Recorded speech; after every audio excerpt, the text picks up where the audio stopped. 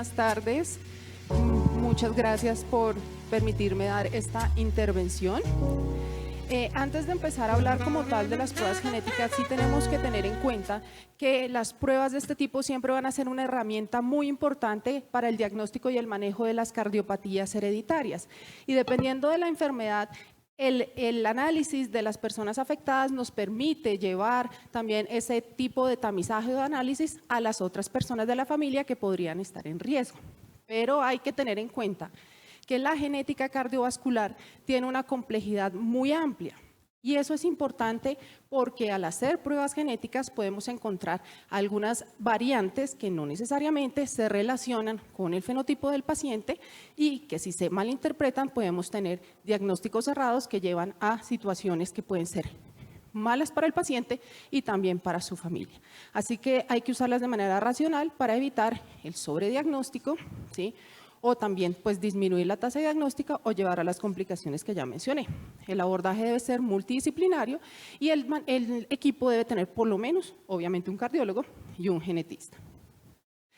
Pero no podemos hablar de una prueba o de un test genético sin hablar de qué es una aproximación o una evaluación completa desde la genética, porque nosotros no vemos exámenes.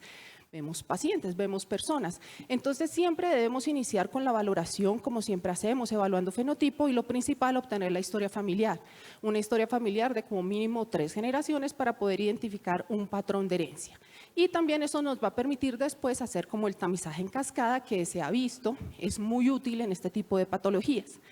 Ya se empieza a hablar un poco del tamizaje en neonatos, cuando hay antecedentes familiares y se conoce la variante familiar, pero pues por ahora no voy a centrarme en eso, pues no es el tema de la charla. Todos se preguntan, pero ¿por qué es la historia familiar tan importante? Ya han cambiado mucho los algoritmos diagnósticos. El mejor ejemplo que puedo mostrarles es el del síndrome Marfan, que cuando se revisa la nosología de Ghent ya separa, ¿sí?, en dos, si tenemos ausencia de historia familiar o si tenemos presencia de historia familiar para ya orientar los criterios diagnósticos. Eso ya es un avance, entonces por eso es muy importante siempre hacer una historia familiar muy completa. Y entonces ahí nos empezamos a preguntar, ¿a quién debemos hacerle la prueba?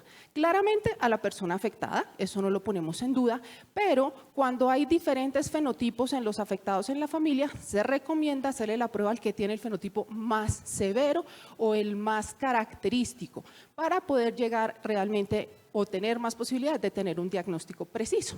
Eso también se puede hacer cuando, por ejemplo, en la familia han hecho a varias personas estudios genéticos y tenemos muchas variantes y no podemos encontrar la real causal. Y claramente, si tenemos el antecedente familiar, pues hacemos el análisis de la mutación familiar. Luego la siguiente pregunta es, ¿cuándo hacerlo? No hay ningún estudio que demuestre cuándo es el momento adecuado para hacer esta prueba, pero sí se recomienda en el momento del diagnóstico. ¿Y qué es lo que debemos o qué prueba debemos elegir? Ahí sí depende mucho de la situación. Puede ser un panel multigénico, puede ser un análisis de la mutación familiar, incluso puede ser un exoma. Pero tengamos en cuenta que entre más amplio sea el estudio genético, más riesgo de encontrar variantes de significado incierto. Esto simplemente es para mostrar cómo va la evidencia y en quiénes están indicados los estudios genéticos. Y las enfermedades genéticas de este tipo, en la mayoría de las cardiopatías hipertróficas, el modo de herencia es autosómico dominante. No hay mayor problema, afectado, lo hereda el 50% de sus hijos. Pero en las cardiopatías dilatadas, aunque la mayoría son autosómicas dominantes, tenemos los otros tipos de herencia, recesivas, ligadas a X y mitocondriales. Entonces recordemos que los portadores de mutaciones heterocigotas de enfermedades recesivas deberían ser sanos. Entonces hay que tener mucha precaución al interpretar estas variantes y como ven la sensibilidad de los test genéticos es hacia el 60% en todos los tipos de este tipo de enfermedades. Entonces, ¿qué test elegimos? Si conocemos la mutación familiar, ese es el que vamos a analizar porque ya sabemos qué buscar. Pero si yo puedo ubicar o puedo seleccionar un gen, por ejemplo, si veo un paciente con Marfan, sé que es un Marfan, puedo solicitar solamente el análisis del gen de la fibrilina 1. Pero si yo no conozco a totalidad del fenotipo o no puedo dirigir hacia un gen, ya podemos hacer un panel. Los paneles están divididos para cardiopatías hipertróficas, cardiopatías dilatadas, aortopatías. Pueden solicitar el que quieran, puede ser uno que incluya todo. Eso ya queda pues a decisión de la persona que está haciendo la evaluación. Y luego viene el exoma y el genoma completo. Ya miramos las dificultades que podríamos tener con el exoma, pero es, digamos, lo que podría solucionar algunas de las preguntas si el panel de genes sale negativo. Esto simplemente lo traigo para ya mirar un poco a detalle qué es lo que recomiendan en cuanto al abordaje como tal de las cardiopatías. Este es un algoritmo diagnóstico para cardiopatía hipertrófica. Realmente, como ven, después de toda la evaluación del fenotipo, es que empiezan los estudios genéticos. Pero este algoritmo tiene algo que me llamó la atención porque no lo había visto en otros. Y es que consideran que el paciente puede decir, no quiero el examen. Entonces, si el paciente dice que no quiere el examen, se debe continuar su seguimiento clínico. Obviamente, ahí no se podría hacer tamizaje, pero realmente ya están considerando acá la decisión del paciente. Del resto, pues tenemos las diferentes posibilidades. Que me reporten una variante patogénica o probablemente patogénica que claramente me causa la enfermedad. Hago el tamizaje en la familia, el que salga positivo tiene la enfermedad, el que salga negativo pues no la va a desarrollar. Las variantes benignas, como su nombre lo dice, no causan enfermedad, la mayoría de laboratorios no las reportan y luego vienen las variantes que nos meten en problemas, que son las variantes de significado incierto.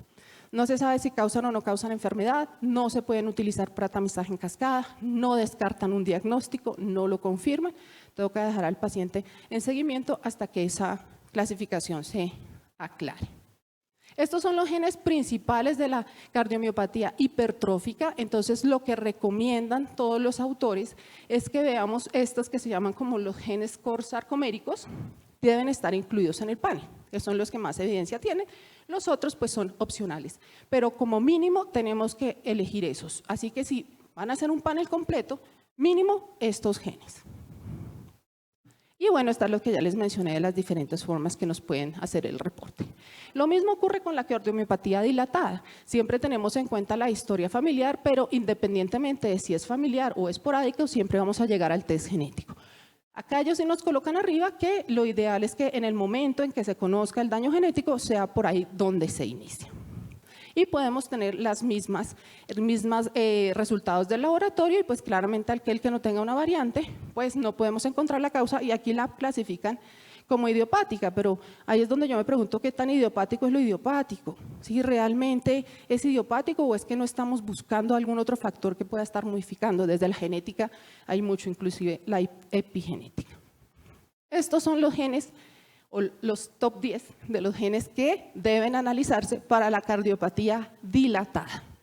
Aquí hay que tener en cuenta que algunos de estos genes también pueden traer compromiso muscular y ser causa de algunas enfermedades tipo distrofia muscular.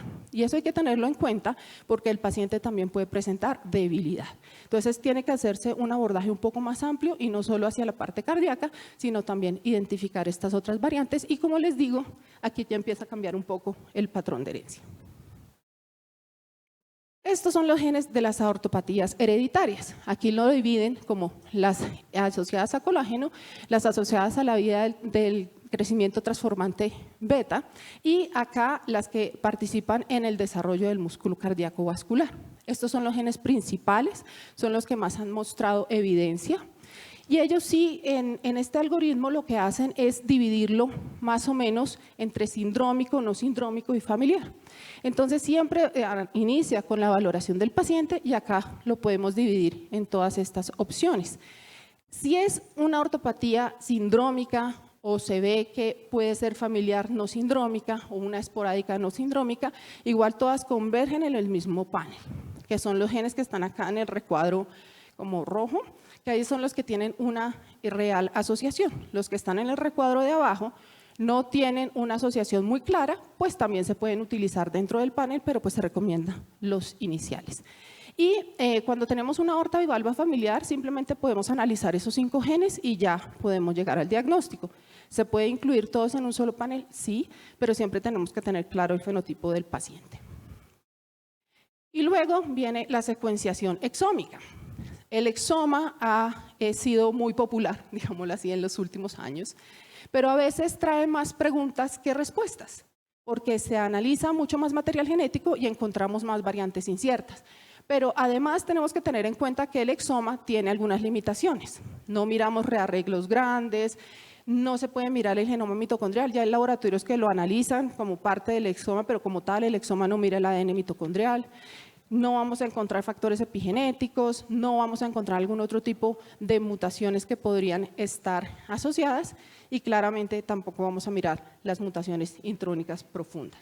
Para poderlas ver tendríamos que hacer un genoma. Entonces, a veces nos deja también con la duda. El exoma nos puede traer más complicaciones, sobre todo cuando aparecen variantes en otros genes no relacionados a lo que estábamos buscando. Y eso sí lo tiene que reportar el laboratorio. Entonces, realmente la decisión de tomar un exoma sí debería ser valorada por todo el grupo tratante del paciente. Entonces, para concluir, puedo decirles que hay un gran avance en lo que es la genética cardiovascular y se ha conocido mucho más con todas estas técnicas las bases genéticas de las cardiomiopatías. Y a medida que vamos avanzando en el conocimiento, vamos encontrando más posibilidades de diagnósticos precisos, de una real medicina de precisión, de un tamizaje en cascada familiar que ha mostrado ser bastante efectivo y posiblemente esto es lo que de verdad nos va a llevar a que las clínicas de falla cardíaca puedan tener una mejor atención hacia sus pacientes. La genética también es importante porque el paciente tiene que conocer la enfermedad, cómo se hereda, qué va a pasar. Eso hace parte del asesoramiento genético. Cuando ustedes buscan la literatura, siempre dicen tiene que haber un consejero genético. En Colombia esa figura no existe. Todo ese asesoramiento genético lo hacemos los genetistas. Por eso siempre en el grupo tiene que estar incluido un genetista que es el que también se va a encargar de esta parte. Eso era lo que les quería contar el día de hoy y muchas gracias por su atención. Thank you very much, muchas gracias. And again, I want to thank the organizers for giving me the opportunity to participate in this wonderful, wonderful event and to talk to you today about cardiac magnetic resonance in association, being assessed by assessing hypertrophic cardiomyopathy in children and teenagers. Now, here's my disclosure slide, and I also have two other disclosures. One is that there's way too much on cardiac MRI and hypertrophic cardiomyopathy in a 12-minute talk, but I will try my best to summarize it. And that two, there's a lot of adult data in the guidelines that we use as pediatricians because it has some data from pediatrics as well as teenagers as well. So let's start off with a case. This is a 12-year-old female with a family history of hypertrophic cardiomyopathy. These are the echo images, and it was termed mild hypertrophic cardiomyopathy on the official report with a 15-millimeter wall thickness and possible apical hypertrophy, which you can see right here.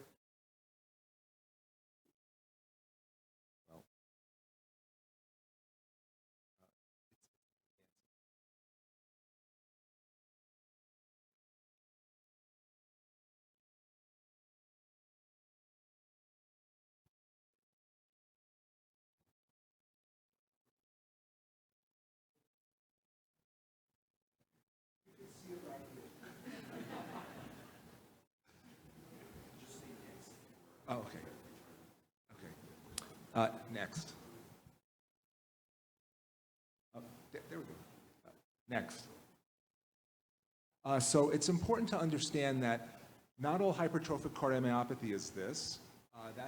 This is sarcomeric hypertrophic cardiomyopathy, where the gene is encoding an abnormality in the sarcomere that actually leads to this, and the rest of the body appears to be okay. There's also, next. Next. Next.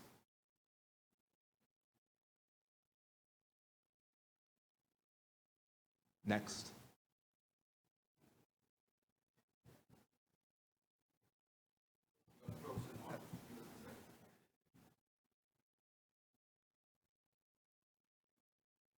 There we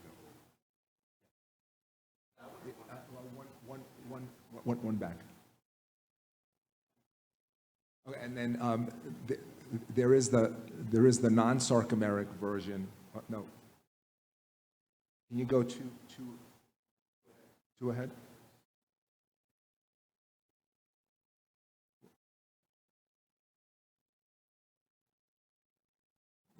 Maybe I can go back.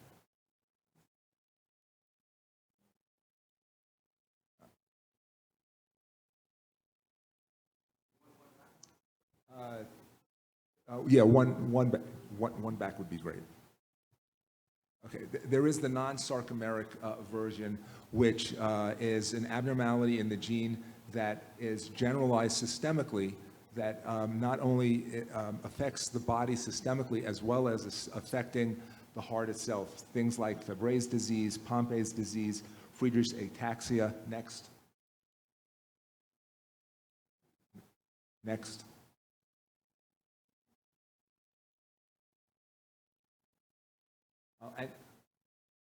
And not, and cardiac magnetic resonance is valuable in being able to tell the difference between sarcomeric and non-sarcomeric. This is an example of a paper that was out in 2009 that was about Fabry's disease, and you can see next that delayed enhancement is very important in this. At the basal and mid-short axis in the inferolateral wall is pathognomonic of Fabry's disease, and when you see that, Fabry's disease is the only disease, storage disease that actually gets that. Next. This is a paper by Peterson in 2005. Next. Where he used wall thickness relative to the end diastolic volume, and he looked at patients, healthy volunteers, patients with the athlete's heart, hypertrophic cardiomyopathy, hypertension, and aortic stenosis, and he found that the LV diastolic wall thickness to end diastolic volume, if it was greater than 1.5 millimeters by meter squared by mil, was able to differentiate that, and if you can go next. And in this receiver operator curve, you can see that the area under the curve was 0.993, and which was statistically significant, and it gave a sensitivity of 80% and a specificity of 99%. Next.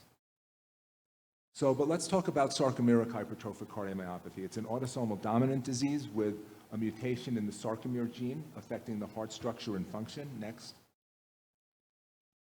Has a disorganized arrangements of hypertrophied and bizarrely shaped cardiac muscles. Next. The incidence, depending on what paper you read, is 1 in 200 or 1 in 500 affected. Next. And it's the most common cause of sudden cardiac death in school-age children, besides unknown in terms of sports. Next. Well, let's talk about the things that we look for in cardiac MRI as well as other imaging modalities for hypertrophic cardiomyopathy. First is left ventricular hypertrophy, looking at wall thickness and mass, which you can see here, and we go from base to apex to make a full scan of the ventricle to see what the maximum wall thickness is. Next. The wall thickness is defined as greater than 1.5 centimeters for hypertrophic cardiomyopathy. The upper limits are normal in kids for the wall thickness for hypertrophic cardiomyopathy in children under 18 years of age, and greater than 3 centimeters, at least in adults, is considered a high risk for sudden cardiac death. Next. Here's asymmetric septal hypertrophy, or ASH, which you can see here. Next. Some people have tried to quantify that by using the septal thickness to the lateral wall thickness of greater than 1.3, but that has limited sensitivity and specificity. Next. You can see here that you get left ventricular outflow tract obstruction, which you can see here on the in-plane velocity mapping. You can see the obstruction where the alias jet is right underneath the aortic valve. Next. Systolic anterior mitral motion. When you take off the color, you can see in this LVOT view, the mitral valve being pulled towards the septum in systole, causing turbulence and obstruction. Next. You get mitral regurgitation, which you can see on this in-plane velocity mapping, where you can see blue over the mitral valve in the four-chamber view with the mitral insufficiency. Next. Aortic regurgitation. Next. And then mid-cavity obstruction and cavity obliteration. Next. So you're probably sitting there thinking to yourself, well, why not just use echo for that? Unfortunately, though, it's not that simple. Next. Here are two papers out of many that I pulled, both published in 2017, that basically showed that MRI identifies hypertrophic cardiomyopathy where it was missed by echo. Next. Importantly, in patients who were gene positive, CMR identified hypertrophic cardiomyopathy, where it was missed by echo in this study in 2013. Next. So you might, and one of the reasons for that is MRI is considered the gold standard for ventricular volumes and mass and can quantify MR and AR accurately. Next.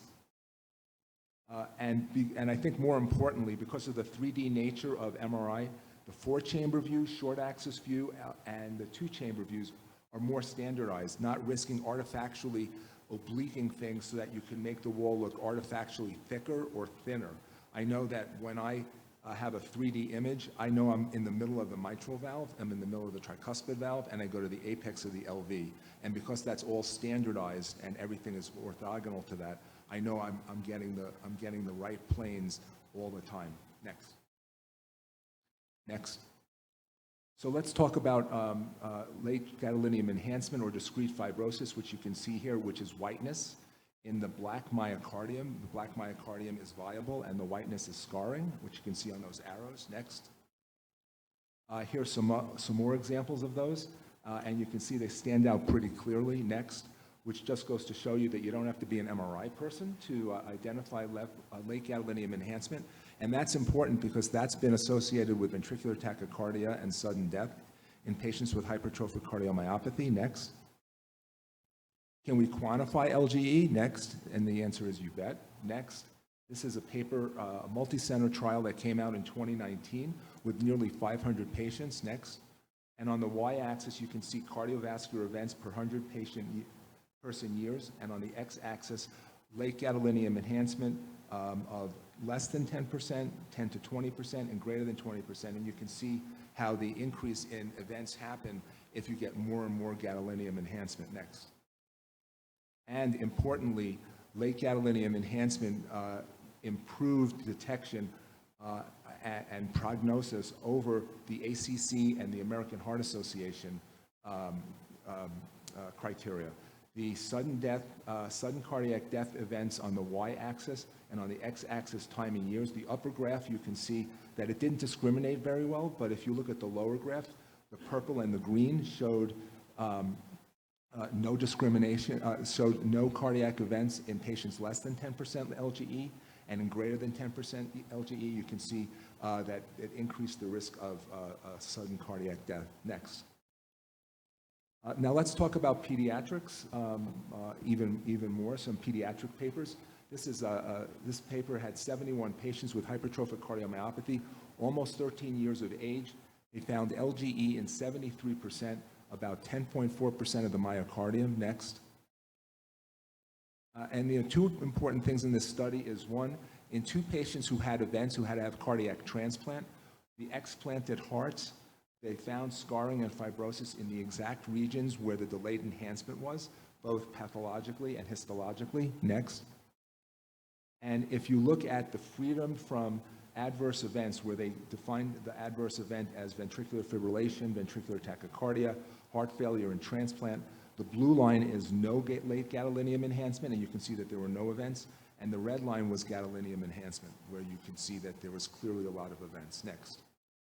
In this paper, where the patients' ages were almost 12 years of age on average, they found LGE in 52%, and they used ventricular tachycardia as outcome, and they used the AHA model in terms of the wall segments to look where the LGE was. Next. And it turns out that all segments aren't created equal.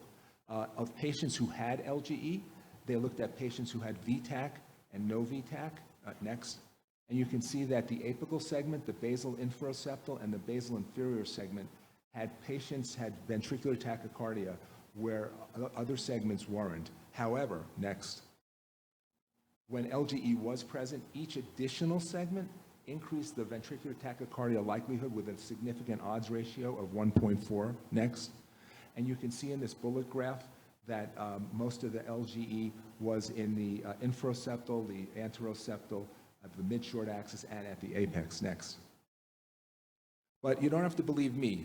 Let's look at some guidelines. The 2020 guidelines put out by both AHA and ACC combined, as well as a state-of-the-art review paper in JACC that came out in 2022. Next. And you can see, at least from the guidelines, they're To sum it up, there's CMR monitoring for hypertrophic cardiomyopathy, for wall thickness, mass, ventricular function, left ventricular outflow tract obstruction, fibrosis, and aneurysm were all class 1 level of evidence B. Next. In that state-of-the-art paper, when you suspect hypertrophic cardiomyopathy in the algorithm, next, you can see that cardiac MRI is in one of the 4 testing groups that you need to do as you're going through your algorithm for a patient who's suspected of hypertrophic cardiomyopathy. Next. And next. And then if you look at contrast MRI, they recommend it every 3 to 5 years or even earlier if there's any concern for LGE or other symptoms. Next. This is a guidelines paper that was put out by the Society for Cardiovascular Magnetic Resonance, the European Society of Cardiovascular Imaging, the American Society of Echocardiography, the Society for Pediatric Radiology, et cetera, NASCI. Next. And it's a guidelines for CMR in pediatric congenital and acquired heart disease. It was published simultaneously in 2022. Next. And these were the summary of the recommendations. I didn't bring it up there for you to read it, but I did bring it up there to sum it up to tell you next that CMR monitoring, once again, for wall thickness, ventricular function, LVOT, fibrosis, and aneurysm were all class 1 level of evidence B. Next. Let's get back to our patient as we finish. This patient had a left ventricular wall thickness of 22 millimeters. And if you look in the upper left, that's the standard 4-chamber view. You can get a hint of what that RV apical hypertrophy is. But if you look on the right sides, next, you can see where the arrows are, that hypertrophied RV apical myocardium. Next. Well, when you see that, you also have to worry about tumor. So we did a tumor workup as well. We looked at perfusion, and it perfused the same as the myocardium. Next. And we did tissue characterization that did not indicate that there was any tumor. Next. And the delayed enhancement was fairly typical of a patient with hypertrophic cardiomyopathy. Next. So I want to summarize, and I apologize once again for the technical difficulties, that cardiac MRI and hypertrophic cardiomyopathy, next, can accurately quantify ventricular volumes, mass, wall thickness, MR, AR, and detect ASH and SAM. Next. Echo is a good screening tool, but next, cardiac MRI can pick up hypertrophic cardiomyopathy more often than echo. Next. LGE is particularly important for clinical outcome. Next. MRI is useful too to determine the difference between sarcomeric, non-sarcomeric, and the athlete's heart in terms of left ventricular hypertrophy. Next. And it's recommended by many societies and guidelines as a routine. Next. Thank you very much. Muchas gracias. And I want to thank everybody who does cardiac MRI with me. Good afternoon. I'm really pleased to be here with you. Oh, yes, thank you. It's working?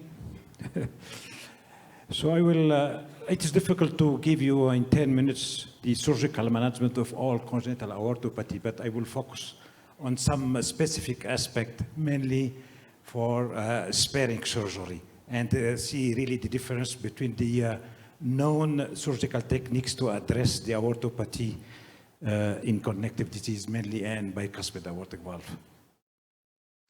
So that's, I mean, you know, all of you know that we those aortopathy, genetic disorder, younger patient, rarely.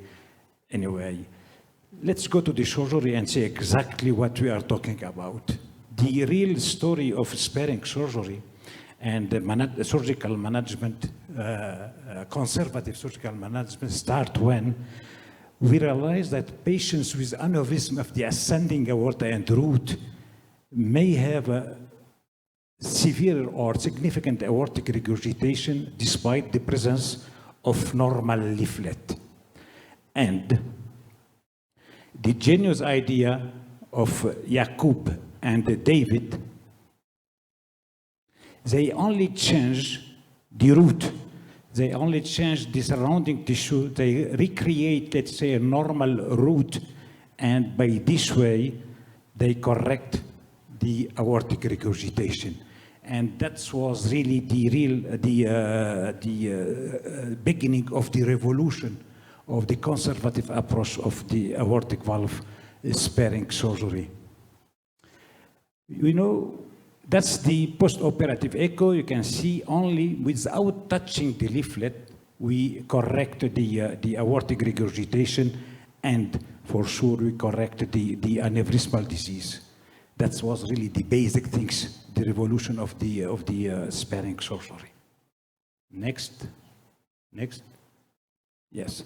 So, as you know, we had two surgical techniques, the remodeling, which is shown here.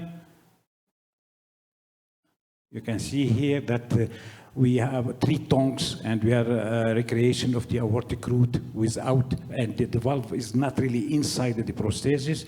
And usually, at the beginning of our experience, since the beginning of our experience, the indication was for remodeling a quite old patient with no aortic regurgitation and no dilation of the ventricular aortic junction.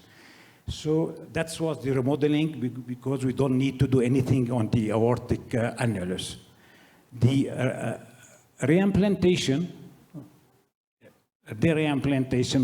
when we have an aneurysm, dilated root, dilated aortic annulus, and the presence of aortic regurgitation. And you can see here that we have a normal valve, and the valve is inside the prosthesis. Everybody was happy with that. You can see here that the valve also is happy inside this prosthesis. All of us agrees that remodeling and reimplantation give excellent immediate results. But there was some difference with our experience. You can see here the evolution of the remodeling technique. We realize that remodeling alone is not enough. We need to do something on the aortoventricular junction. And you can see here that Tyrone David proposed posterior annuloplasty, Emmanuel Lansac proposed the external ring, and the Schaeffers proposed to do the suture annuloplasty. So it is to say that the remodeling alone was not really enough to address mainly patients with severe dilation of the aortic annulus and the presence of the aortic regurgitation. While if you look to the reimplantation, that was not really a lot of changes. The only thing that maybe the Valsalva graft done by the police in 2002.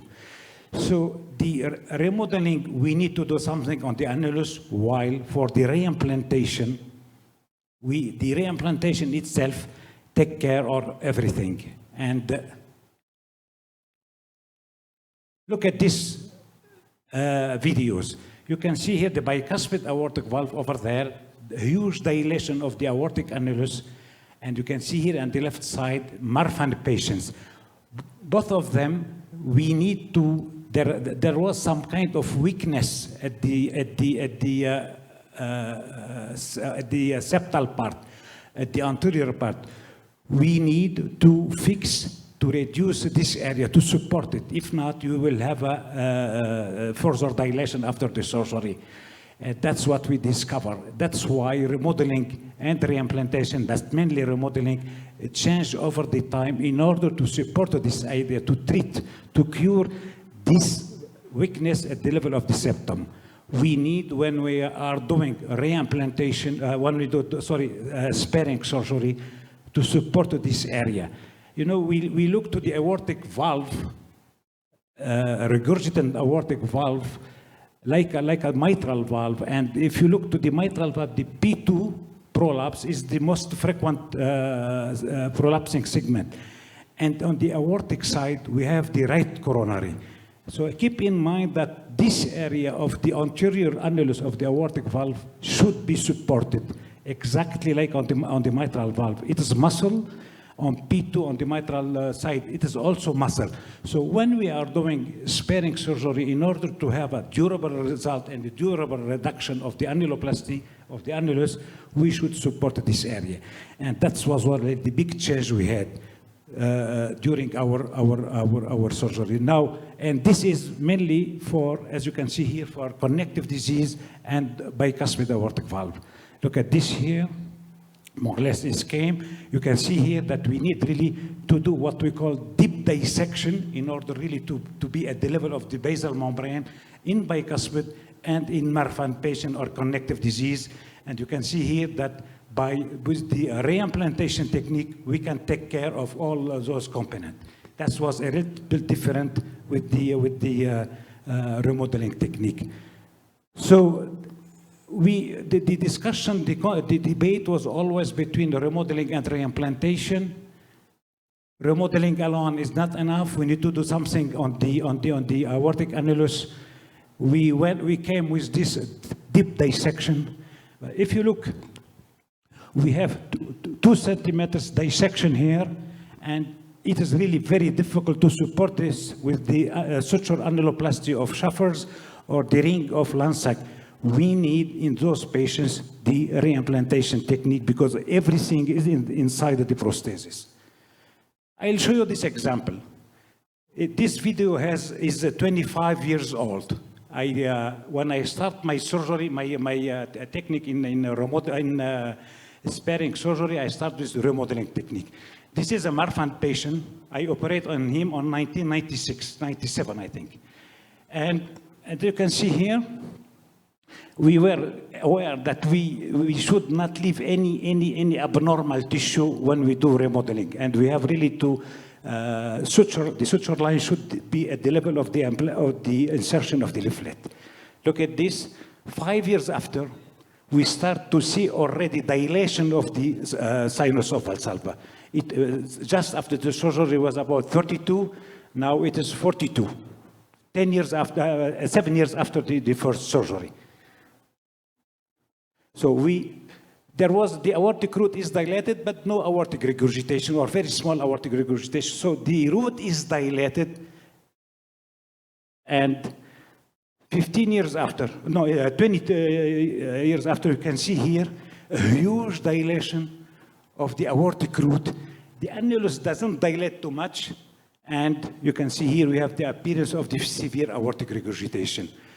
So we had, as I said, we had such a big debate. Should we do reimplantation? Should we do remodeling in connective disease?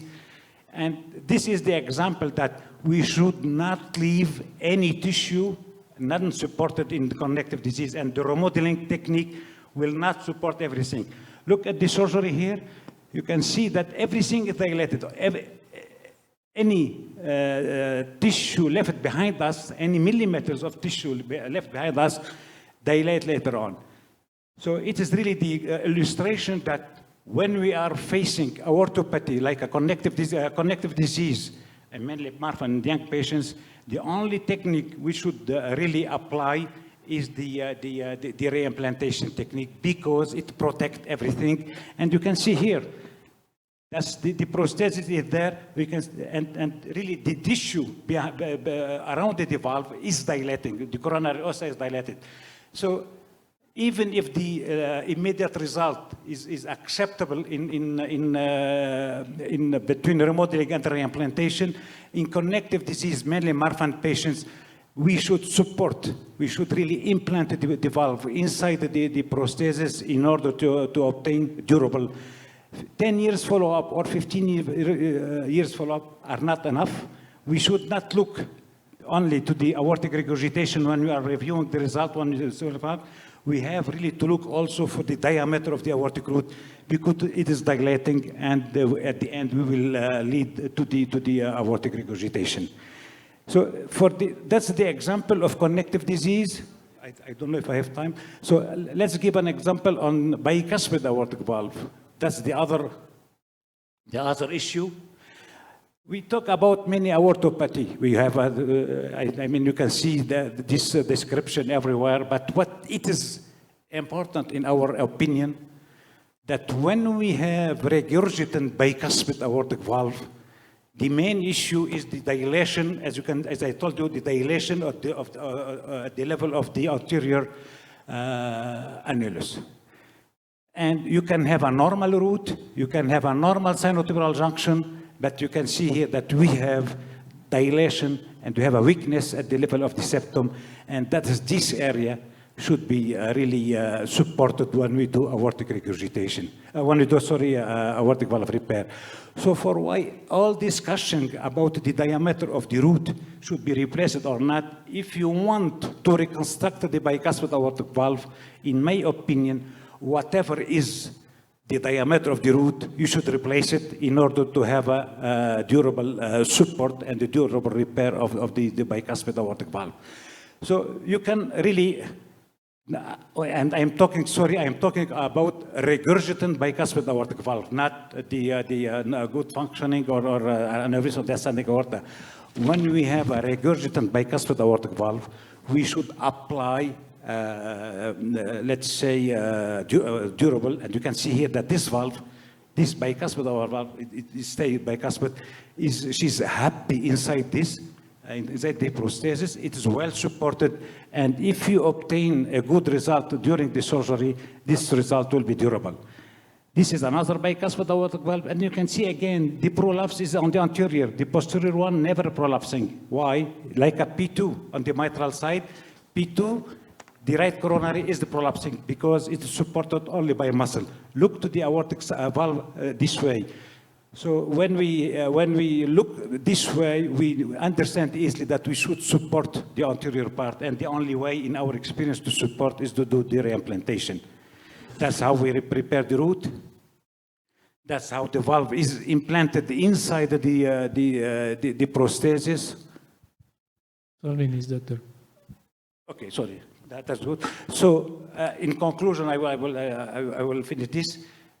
Aortopathy, bicuspid and connective disease should be supported at all levels. And the best way to support this valve, this aorta, is the reimplantation.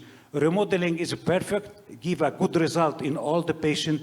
But if we are facing or we are treating a young patient with connective disease, any abnormal tissue left behind us had the potential to dilate later on. Thank you for your attention.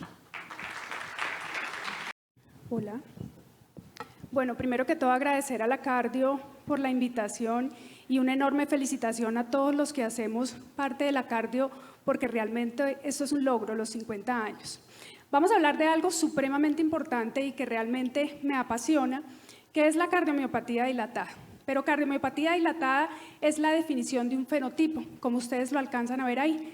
Función sistólica por debajo del 50%, incremento de volúmenes y diámetros, como ustedes lo ven ahí, 2 veces por encima de desviación, y obviamente haciendo la división por géneros para ver cuál es la diferencia en ambos géneros. Pero ¿qué es lo que pasa con la miocardiopatía dilatada? Que definitivamente es un grupo muy heterogéneo, como ustedes lo ven. Es el fenotipo, es muy frecuente y es el más frecuente que nosotros vemos en miocardiopatías. Se presenta en muchas entidades clínicas, se presenta en el estadio final de otras miocardiopatías, y aquí toma relevancia de manera muy crucial los familiares de los pacientes para poder llegar a tener un diagnóstico, como le mencionaba nuestra genetista. Pero fíjense ustedes la gran clasificación, genéticas, no genéticas. Miren lo importante definitivamente de las genéticas. ¿Acá? Sí. De las genéticas, el 40% de las miocardiopatías dilatadas pueden ser genéticas, y fíjense ustedes que de un 10 a un 15% de otras miocardiopatías que ustedes han clasificado con otra etiología tienen susceptibilidad genética. Entonces es tan importante, y fíjense que la doctora, nuestra genetista, decía que definitivamente lo idiopático, y yo comparto eso, muchas veces no he logrado estudiarlo lo suficiente y es idiopático, muchas veces. Y las no genéticas, como ya todos las conocemos, inflamatorias, tóxicas, endocrinológicas, algunos déficits nutricionales, alteraciones electrolíticas, periparto y enfermedades autoinmunes. Esta fue una división que me parece muy interesante, es un position statement que hace la Sociedad Europea con respecto a cómo poner estos grupos, cómo segmentar las miocardiopatías dilatadas, pero a mi modo de ver se equivocaron un poco, porque fíjense ustedes que uno las ve como separadas, acá una, otra, y pareciera que nunca se conectan. pero definitivamente teniendo en cuenta todo lo de epigenética y todo lo que les acabamos de decir, con que hay un porcentaje no despreciable de diagnóstico que no estamos haciendo, se pueden dar ustedes cuenta que es muy importante la susceptibilidad genética de estos individuos.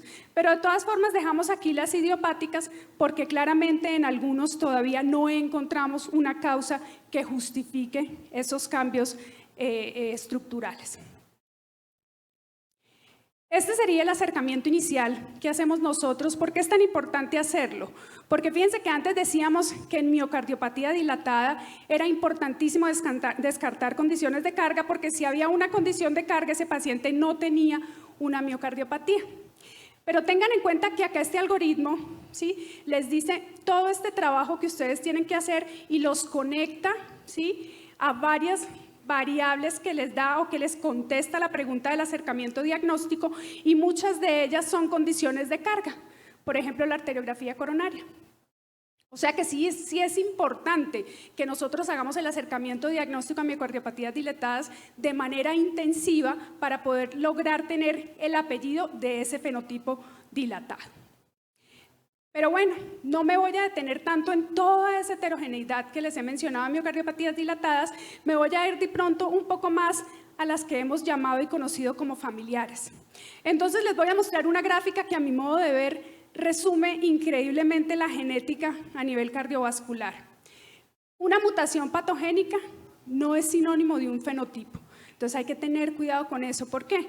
Porque si ustedes miran acá todos estos factores epigenéticos y modificadores que pueden tener incluida la hipertensión arterial, doctores, que era lo que supuestamente nos descartaba estas miocardiopatías, nos van a dar fenotipos diferenciales.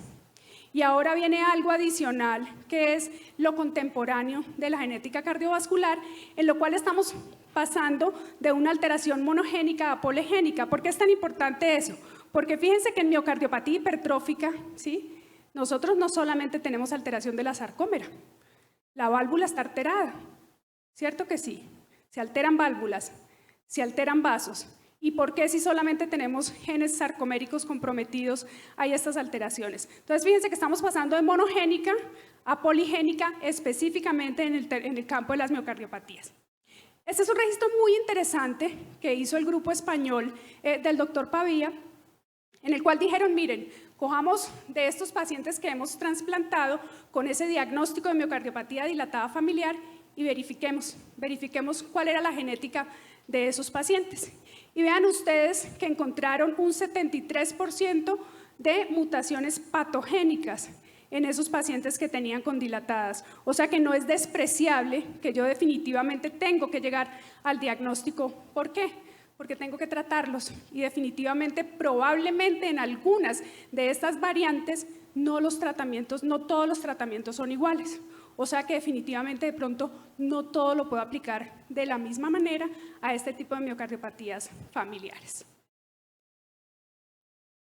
Pero bueno, si ya nos vamos de pronto para lo que tenemos en este momento y no nos pasamos a la genética contemporánea, sino que nos quedamos en monogenes, ¿qué opciones pudiéramos tener para aquellos pacientes que tienen alteraciones genéticas? Ustedes vieron que la doctora les mencionó cuáles eran las principales alteraciones genéticas que se asociaban a este fenotipo. Entonces, fíjense ustedes que podríamos dirigirnos en terapia a la consecuencia clínica basada en el conocimiento genotipo-fenotipo.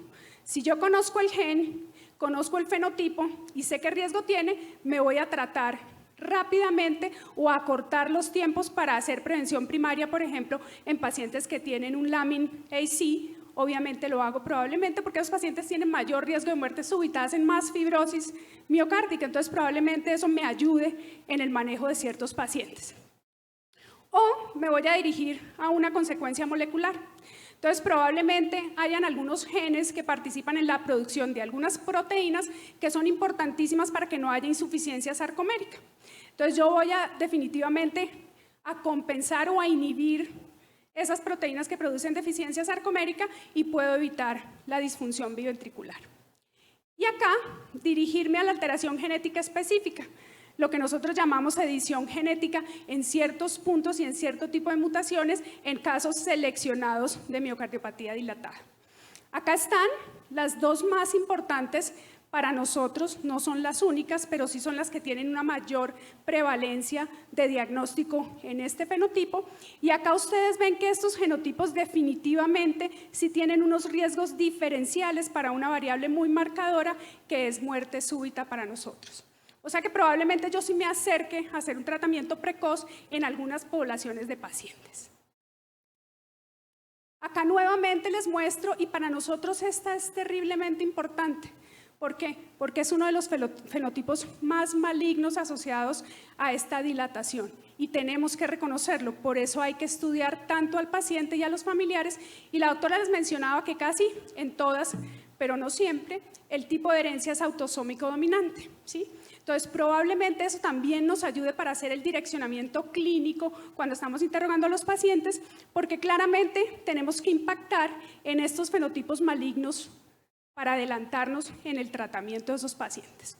Y esta es una gráfica en la cual yo les digo, teniendo en cuenta esa gráfica que les mostré de los 3 grupos, que hay algunos tratamientos que podemos hacer de manera específica. Entonces, cuando atacamos directamente la mutación y hacemos edición genética y evitamos que haya una variante patogénica o una mutación específica, o cuando yo definitivamente inhibo la alteración de ciertas proteínas y de esa manera cambio la señalización de las MAP quinasas, que algunos estudios de esos han mostrado futilidad terapéutica a pesar de que se ha intentado tratar de cambiar el desenlace de estos pacientes. Y fíjense que hay otras terapias que nosotros conocemos, ¿sí?, que utilizamos en el día a día y que probablemente se sigan utilizando precisamente por el mayor componente de fibrosis que tienen estos pacientes. Y si nos vamos al otro lado, que todos hablamos de la titina, ¿cierto? Todos hablamos de esa proteína que puede estar alterada y específicamente de la truncación de la titina, que hay muchas. Y entonces hablamos de algunas terapias que se utilizan, ¿sí?, que es el exon skipping, que es coger ese codón que para y sacarlo y de esa manera liberar yo esa mutación, pues obviamente puede disminuir esta insuficiencia de sarcómera y puedo lograr evitar que se genere la miocardiopatía dilatada.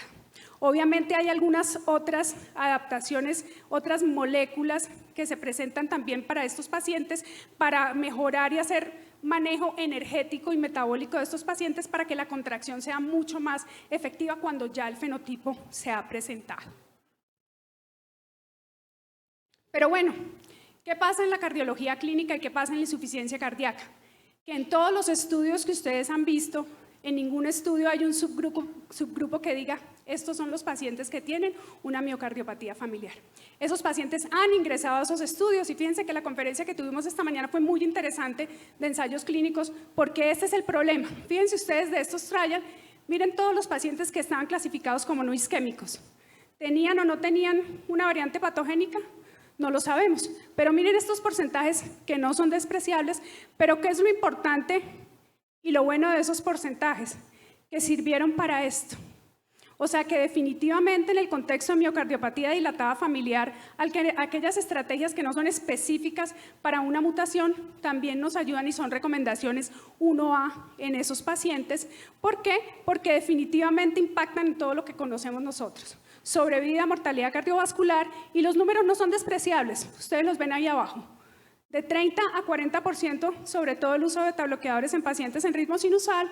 Cuando hay fibrilación auricular, no es que no funcionen, es que el paciente está más avanzado. La fibrilación auricular es una variable de peor pronóstico. Entonces, de todas formas, en esos pacientes nosotros utilizamos betabloqueadores. Antagonistas de los receptores mineralocorticoides, también vienen ustedes el porcentaje en reducción de mortalidad cardiovascular y hospitalizaciones por insuficiencia cardíaca. Evidentemente los ARNIs cambiaron el paradigma de la insuficiencia cardíaca y nos permitieron ver una reducción adicional del 20% en muertes y hospitalizaciones por insuficiencia cardíaca. Acá ustedes ven la gran serendipia que tuvimos nosotros en insuficiencia cardíaca cuando empezamos estudios de riesgo cardiovascular en pacientes diabéticos y terminamos con moléculas buenísimas para la insuficiencia cardíaca. Y miren ustedes acá la reducción de riesgo relativo con un número necesario a tratar muy importante los inhibidores SGLT2, otro inhibidor SGLT2, un número necesario a tratar también de 21, interesantísimo para la mortalidad en insuficiencia cardíaca. Y luego no solamente eran las moléculas, sino cómo combino yo las moléculas y qué tan rápido lo hago. Conclusión de este slide. La mejor combinación que tenga las 4 en el menor tiempo posible impacta mucho más en mortalidad cardiovascular y hospitalizaciones por insuficiencia cardíaca. Ya nos lo muestran múltiples modelos estadísticos, específicamente con todos los trials.